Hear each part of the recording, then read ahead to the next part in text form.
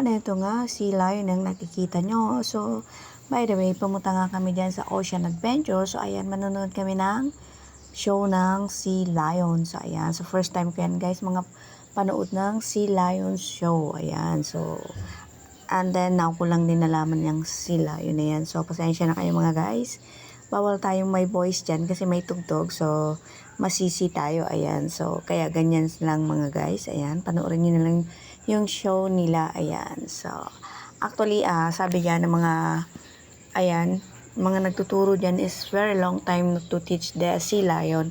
Ayan. So, wild siya. Pero yung naturuan siya is to be good. So, sabi nga lahat naman nagiging wild kapag hindi natuturuan. So, ayan.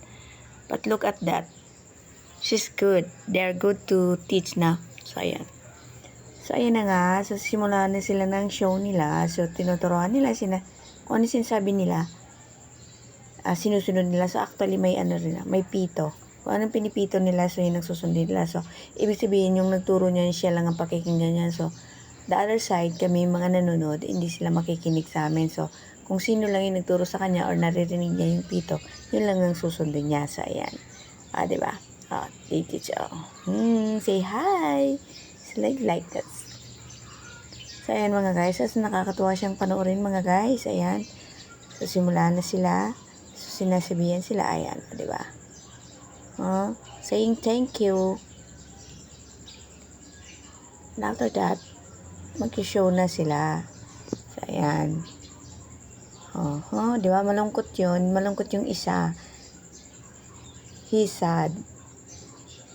Ayan. So, mag-exercise muna sila. Ayan. Diba? So, every time na tuturuan sila and susundin yung mga nagtuturo is bibigyan nila ng food. Shake hands yun. Diba? Actually, dati maliit pa daw. Diba? Baby pa yan. So, ngayon medyo malaki na or medyo matanda na sila. So, ibig sabihin matagal na silang inaalagaan dyan sa ocean na yan. Sa kamayan yan mga guys, sa Zambales, Subic. Ayan. So, kayayaan kasi. So, ayan. Treat ng bossing, manood ng ganyan. So, kaya kami dyan napunta. Diba? They are smart. See? Actually, maraming nanonood dito banda guys. Actually, maraming pumunta sa Koreano yata. Nagsidatingan. So, ayan, punong-puno dyan sa show na yan. So, mayroon din silang pa-picture dyan, but di natin kaya. So, hindi na lang. Kaya ganyan lang nanood and then making a video. So, ayan nga. Wala tayong sounds dyan. So, ako na lang nagdadaldal dito. So, ayan. Tingnan nyo lang kung anong ginagawa nila dyan. Ayan.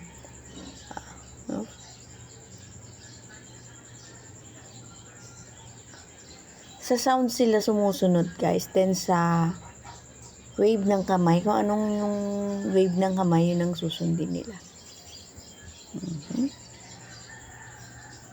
So, ayan, diba?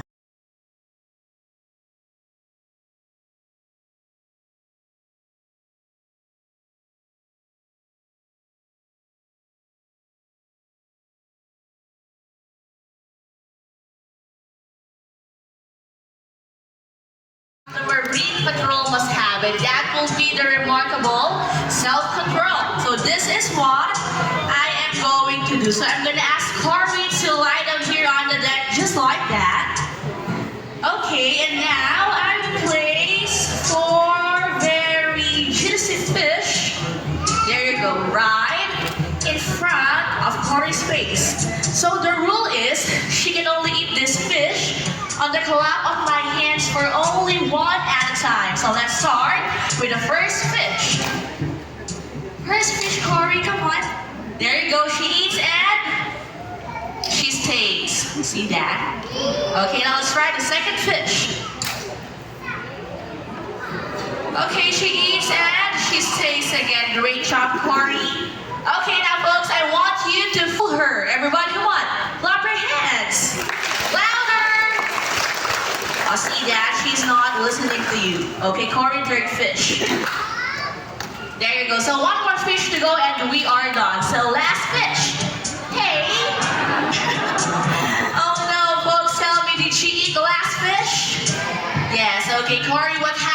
a bad sea lion show then? Oh no, malo daw! Well, of course, we're only kidding. We don't hurt our animals here at Ocean Adventure. In fact, I'm going to give her another chance. But this time, let's make it more difficult because instead on the deck, I will place the fish right on top of her nose where she can see it, she can smell it, but she cannot eat it unless I clap my hands, okay? So folks, same rule applies. Everybody try to fool her again. Clap your hands.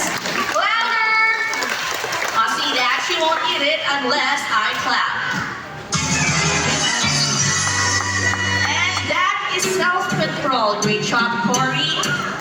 Alright, so now the Marine Patrol tries to maintain its community relations. So today, we have invited a member of the community who would like to meet Sophie up close and personal. So Officer Jello, are you ready? Take it away.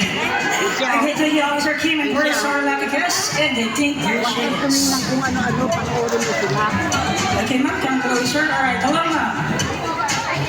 Okay, hello, ma'am, what is your name? Ken. Okay, so ma'am Ken.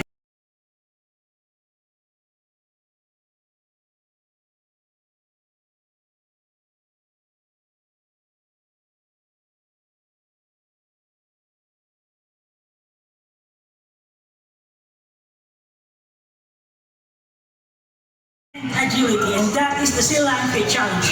So folks, again, I'm looking for another volunteer. Yes, another volunteer from the audience that I think he is strong and brave enough to challenge our current champion 10 other times. Alright, sorry kids and ladies, but this time I need a very gentleman. Sorry kids, much taller. Sorry. Okay, marami pong nagtataas. Okay, Barkay, can you help me out? Much taller po, much taller. Taller. Okay, I think we have one over there. Alright, folks, I want to begin for our brave volunteer. Palapakan po tayo dyan.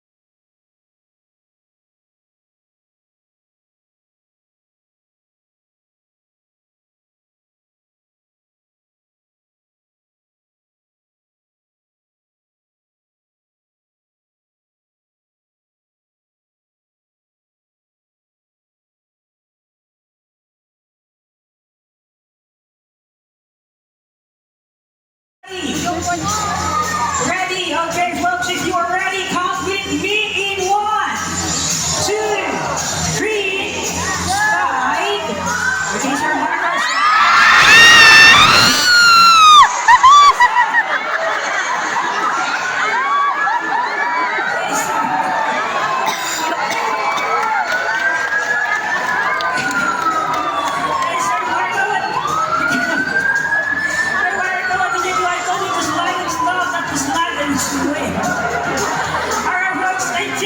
You make by buying items of larger sizes. Now folks, we do all know that these 4 small bottles here are equal to a big one. So you better buy the bigger one, of course. And for the next artist, what do we have there? Come on, Corey. Reuse. We'll reuse items like bags, boxes, and bottles whenever you can. And here's a great tip from Corey. Canvas bag can make great grocery bag, and you can even save on paper and plastic. Is that right? On the water, what are you going to do? So she picks it up and takes it where? Okay, let's see. cars to the nearest recycling center. Good job, Sophie. Folks, as you can see, cleaning up after ourselves is such a simple thing to do. And you know what? It helps our nature and environment so much. So if our sea lions can do it, so can we. Okay, Officer Jello, see that? Sophie's trying to get your attention. Yes, officer. I think they would like to say something. You think so? Yes, officer. Okay, come on, girls. Whenever you're ready, speak up. Speak up. Earth Day. Is that right, Sophie? It's the right. It's the right? Yes. Oh, it's another mission accomplished, another step taking towards a better Earth Day, officer. Yes, officer. Officer, I think we should celebrate. What do you think? Well, that's a great idea. So now let's celebrate with song dancing. Ladies